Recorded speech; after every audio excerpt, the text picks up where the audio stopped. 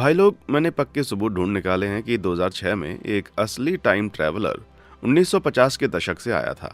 और वो अकेला नहीं था जो ऐसे चमत्कारी काम का दावा करता है। तो दोस्तों, मशीन चालू करते हैं। आप सब तैयार हो जाइए कुछ ऐसी दिमाग घुमा देने वाली सबसे विश्वसनीय और अजीब टाइम ट्रैवल की कहानियों के लिए जो मैं आपके लिए ढूंढ कर लाया हूँ। चलिए शुरू करते हैं।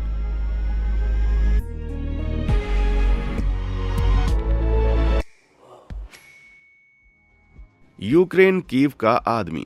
शुरू करने से पहले मैं एक बात साफ कर दूं, टाइम ट्रैवल 100% पूरी तरह से संभव है। मैंने ये पहले कह दिया, तो मैं ये कैसे जानता हूं? खैर, अल्बर्ट आइंस्टीन की थ्योरी ऑफ रिलेटिविटी के अनुसार समय और जगह आपस में जुड़े हुए हैं और जितनी तेजी से तुम यात्रा करोगे उतनी ही धीमी गति से तुम समय महसूस करोगे। लेकिन उनकी बात पर यकीन मत करो यार। वैज्ञानिकों ने इसकी जांच की और एक घड़ी को तेज चलने वाले हवाई जहाज पर रखा और दूसरी ओर जमीन पर रखा। हवाई जहाज की यात्रा पूरी होने के बाद उन्होंने दोनों की तुलना की। हवाई जहाज वाली घड़ी जमीन वाली घड़ी से थोड़ी सी पीछे रह गई। वाह, इसका मतलब ये नहीं कि हमारे पास अभी सैकड़ों साल आगे जाने की तकनीक है, लेकिन ये सोचने पर मजबूर करता है ना दोस्तों? और इसी बात को ध्यान में रखते हुए मैं आपको सर्जेई पोनोमारेंको का कमाल का मामला सुनाता हूँ। तो अप्रैल 2006 की बात है। यूक्रेन के शहर कीव में पुराने जमाने के कपड़ों में एक आदमी पुरानी कैमरा लिए सड़कों पर भटकता हुआ दिखा, जो पूरी तरह से हैरान और परेशान लग रहा था। यह रहस्यमय अजनबी कुछ देर तक सदमे में इधर उधर घूमा, फिर दो पुलिस वालों से टकरा गया। घबराते हुए उसने उनसे रास्ता पूछा, लेकिन वो जगह पूछी जो कि अब थी नहीं। फिर उसने एक ऐसा सवाल पूछा जो उनके दिमाग को चकरा देगा। ये कौन सा साल है? उसने बार बार पूछा। उसके लगातार बकबक से थककर पुलिस वालों ने उस अजीब आदमी को वहीं पर गिरफ्तार कर लिया। कुछ टाइम के बाद हमारा रहस्यमय सज्जन पुलिस की हिरासत में बैठा पूछताछ के लिए तैयार था। उसने खुद को सर्जेई पोनोमारेंको बताया और दावा किया कि वो 1958 के साल से आया है। क्या कह रहे हो? जाहिर है पुलिस वालों ने उसकी बात पर यकीन नहीं किया, लेकिन फिर उसने अपना आईडी उनको दिया और चीजें बहुत ज्यादा अजीब हो गईं। वो आईडी कार्ड सोवियत संघ का था जो 15 साल पहले खत्म हो गया था, लेकिन सर्जेई 30 से ज्यादा उम्र का नहीं लग रहा था और आईडी कार्ड पर जन्म तिथि 1932 लिखी हुई थी। कुछ तो गड़बड़ था। खैर, सर्जेई के मुताबिक वो अपनी मंगेतर वैलेंटीना कुरिश के साथ घूम रहा था जब उसने आसमान में एक अजीब घंटी जैसा ऑब्जेक्ट देखा। मंत्रमुग्ध होकर उसने अपना कैमरा निकाला और इस अनियमित रूप से उड़ते ऑब्जेक्ट की तस्वीर ली। लेकिन फ्लैश होने के तुरंत बाद वो खुद को 2006 में उसी जगह पर पाया और तभी पुलिस वालों ने उसको पकड़ लिया। खैर, कहने की जरूरत नहीं है कि वे उसकी बात नहीं मान रहे थे और सर्जेई को सही जांच के लिए एक मनोचिकित्सक के पास भेज दिया गया। उसके दावे पागल जैसे लगते हैं, लेकिन क्या उसके पास कोई सबूत था? जी हाँ, सच में उसके पास सबूत था। सर्जेई के मनोचिकित्सक डॉक्टर कुटरिकोव ने उसका कैमरा लिया और एक फोटोग्राफी विशेषज्ञ को बुलाया कि क्या उसमें सच में अजीब घंटी जैसे ऑब्जेक्ट की तस्वीर है। सबसे पहले कैमरा पूरी तरह से असली और पुराना साबित हुआ। दूसरा, अंदर की फिल्म लगभग सही हालत में थी, भले ही वो इतनी पुरानी थी कि आज की तकनीक से आसानी से डेवलप नहीं की जा सकती। वाकई यार, वो 1970 में ही उत्पादन से बाहर हो चुकी थी और जब उसने फिल्म डेवलप की तो वो और भी ज्यादा हैरान रह गया। तस्वीरें वाकई 1950 के दशक के कीव की थीं। एक में सर्जेई उसी पोशाक में पोज दे रहा था जिसमें उसको गिरफ्तार किया गया था, दूसरी में एक युवा महिला के साथ और तीसरी में वो थी मशहूर घंटी। क्या सर्जेई सच बोल रहा था? क्या वो सच में टाइम ट्रैवलर था? पता लगाने के लिए कुटरिकोव ने उसे एक और इंटरव्यू के लिए बुलाया। उसने तस्वीर मेज पर सरकाई, उनसे व्याख्या करने को कहा। सर्जेई ने बस उनको देखा और कहा, मैंने तुमसे कहा था। उसने आगे कहा कि उसे नहीं पता कि वो अजीब घंटी जैसा यूएफओ क्या था या उसके साथ क्या हुआ। उसने बस दोहराया कि उसने तस्वीर ली, भविष्य में पहुंच गया और उसे कुछ नहीं पता चल रहा कि वो क्या रहा है। यार, उससे ज्यादा कुछ निकालने में वो असफल रहे। मनोचिकित्सक ने सर्जेई को क्लिनिक के उसके कमरे में वापस भेज दिया।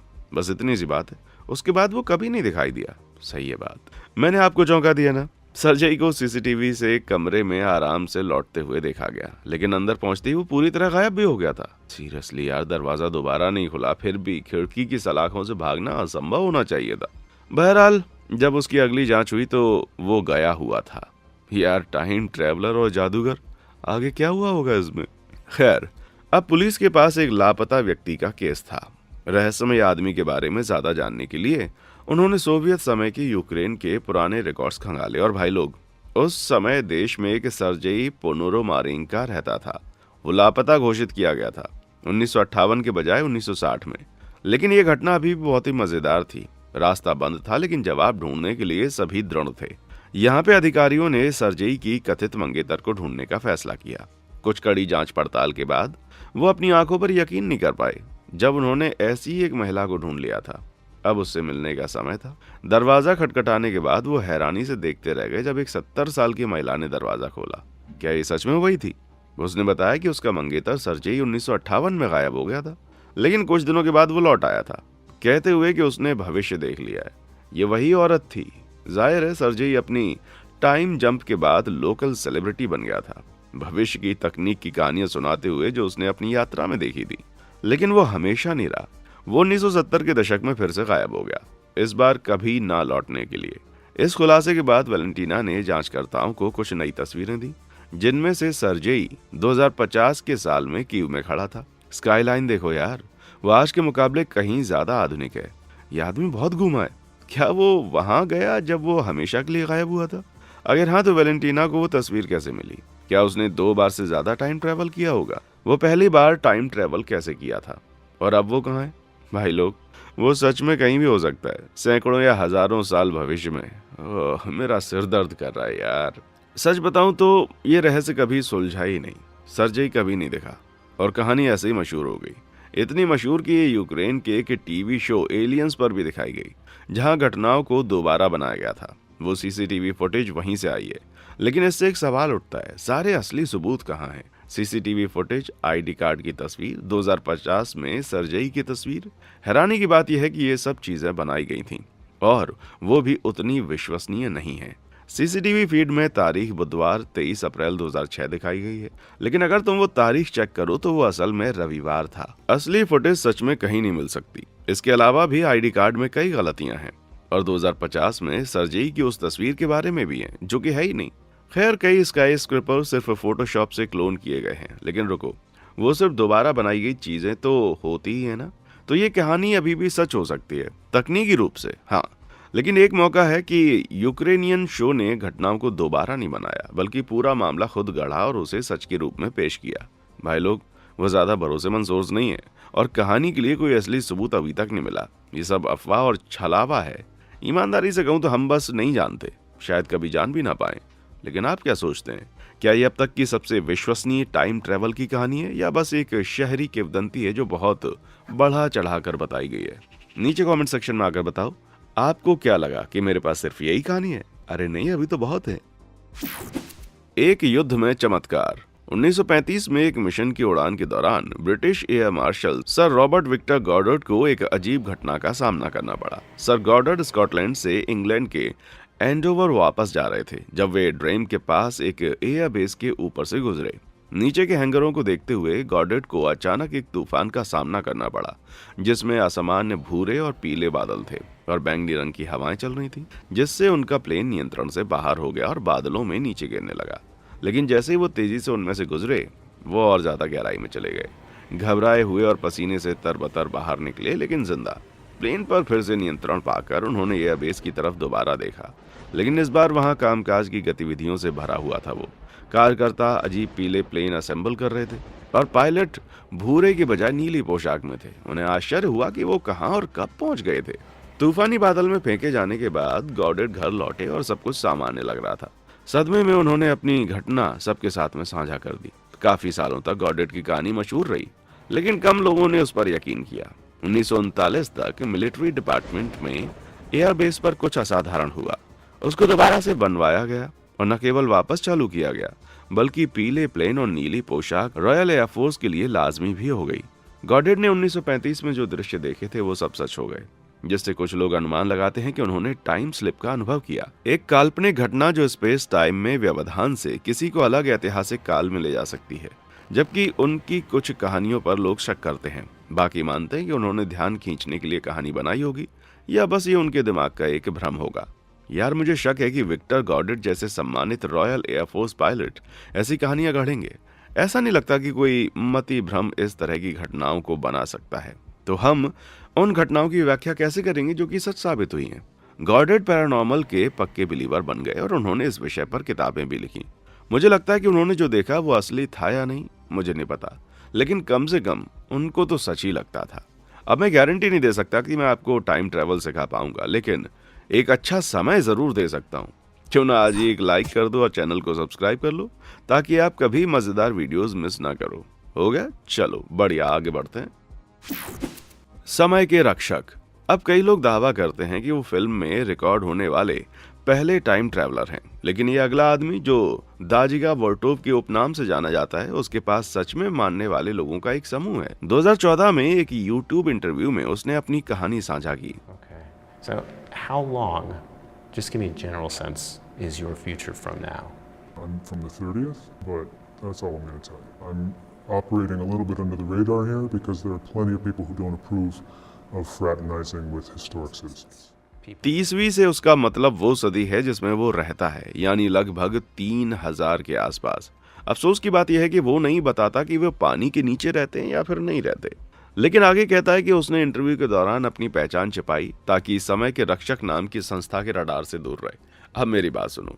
वाटो के मुताबिक समय के रक्षक बहुत ताकतवर हैं और ये सुनिश्चित करते हैं कि टाइम ट्रैवलर और आम लोग इतिहास के तय किए हुए रास्ते ना बदलें। ऐसा करने के लिए वो तुम्हारी याददाश्त मिटा सकते हैं या तुम्हें हमेशा के लिए जेल में बंद कर सकते हैं, जबकि तुम्हारा क्लोन बाहर भेजा जाता है। हे भगवान! तो उस पर यकीन किया जाए। तो वर्टोव ने इंटरव्यू के लिए बहुत ही जोखिम लिया, लेकिन क्यों यार? खैर, ये कुछ अच्छा नहीं था। इतना तो तय है कि यार वो ना एक चेतावनी लेकर आया था। Your children and great-grandchildren will certainly see catastrophe. बहुत बढ़िया।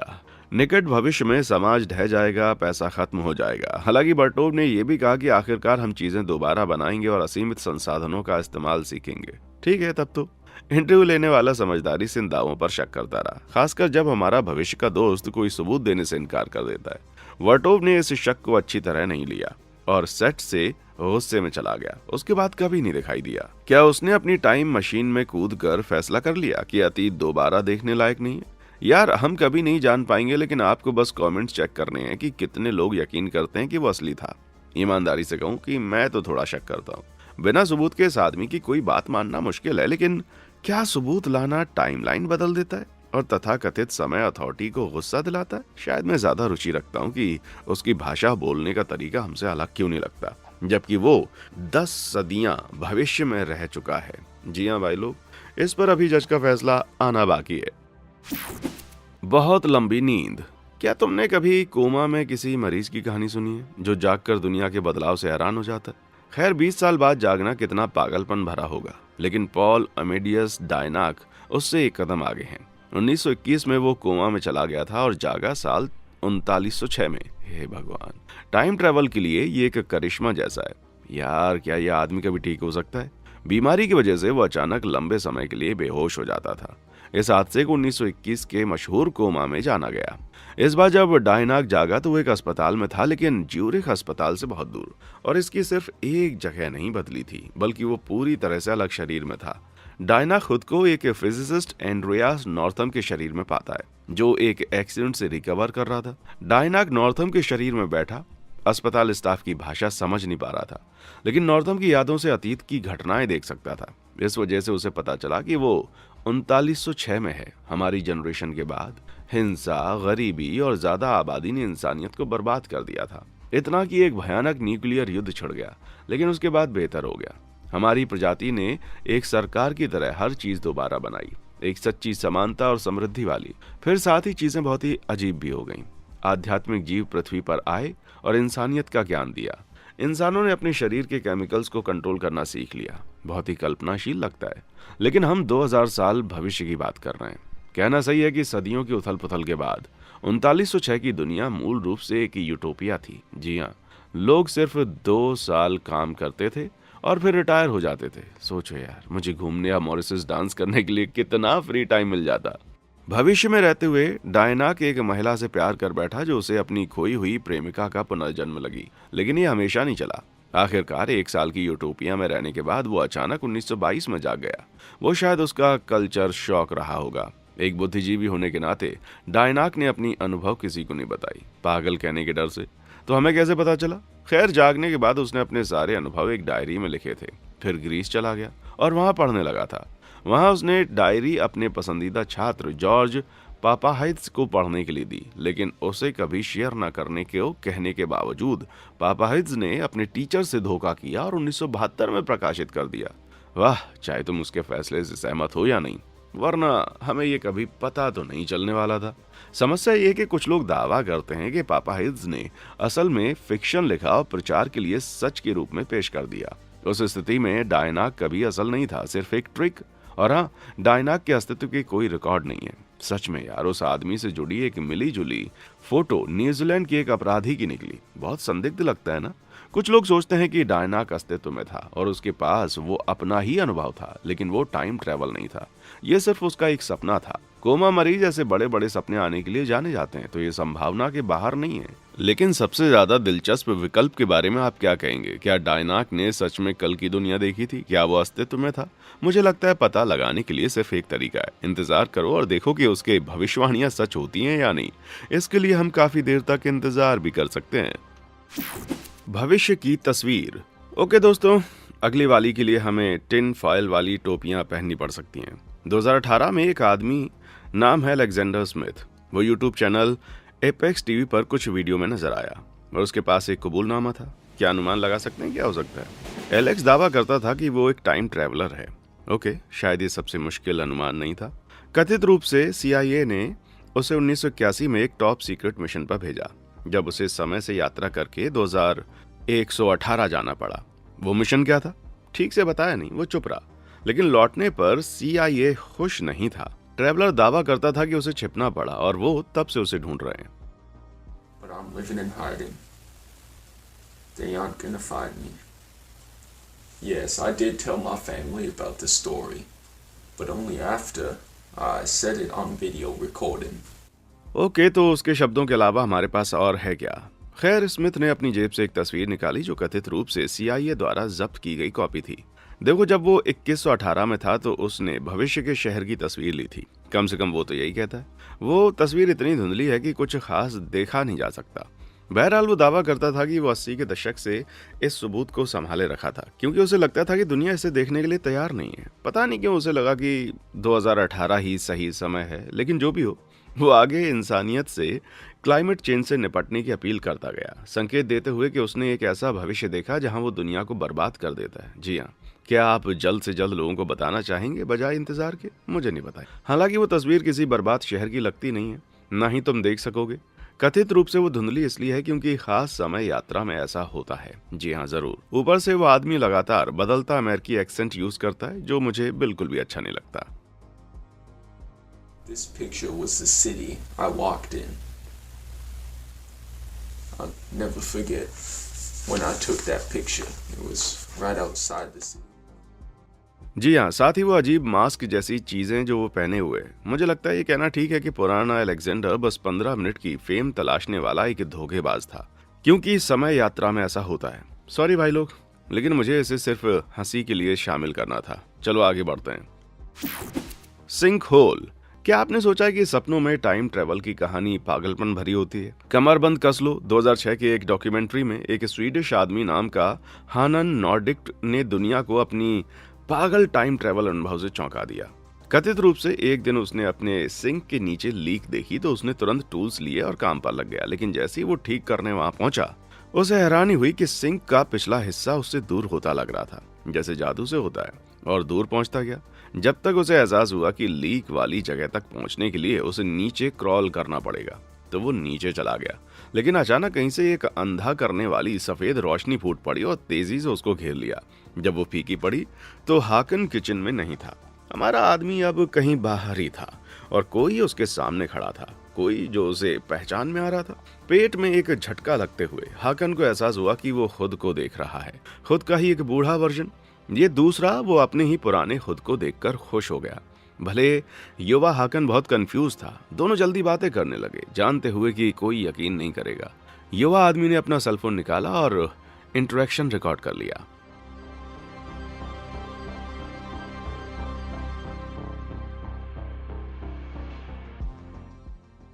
जी हाँ, उसके टैटू भी मैच कर रहे थे। हालांकि मजा लेते हुए हाकन को अपने समय में लौटना पड़ा अपनी कहानी शेयर करने के लिए, और डॉक्यूमेंट्री को पहली बार लॉन्च करने के बाद ये इंटरनेट पर हलचल मचा रहा है। कई लोग पूरी तरह से यकीन कर रहे हैं, क्या सब कुछ वैसा ही है जैसा लगता है।